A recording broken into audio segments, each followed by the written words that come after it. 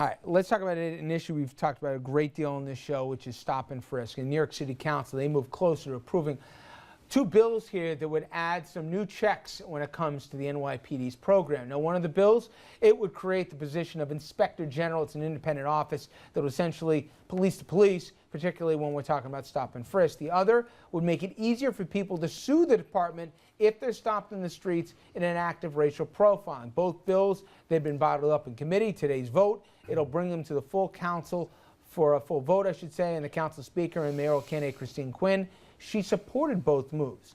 Other candidates have opposed them.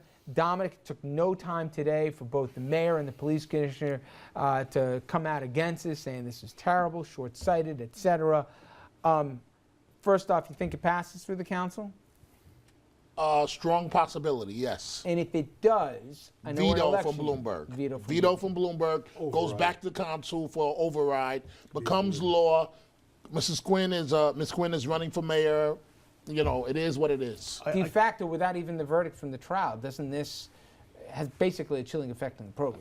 You would think so. And Mayor Bloomberg and Ray Kelly both say, well, you're going to do that, you're going to basically make it harder for the police to do their jobs. It's almost, if you think about it, the same argument that we're getting on the Snowden case and some of the other things.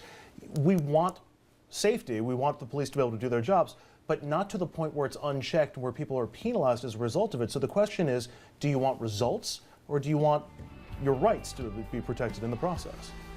You know, one of the major factors in this bill with the Inspector General is being allowed to report anonymous complaints.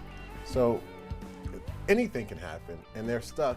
NYPD is now stuck reporting to the Inspector General's office instead of being out in the street protecting us from criminals. Now, stop and frisk. Every invasion of the liberty of the American people has been put forward under the guise of necessity. This is no different. Get the man a drum and a fife. We'll be right back. Stay with us. The drama and a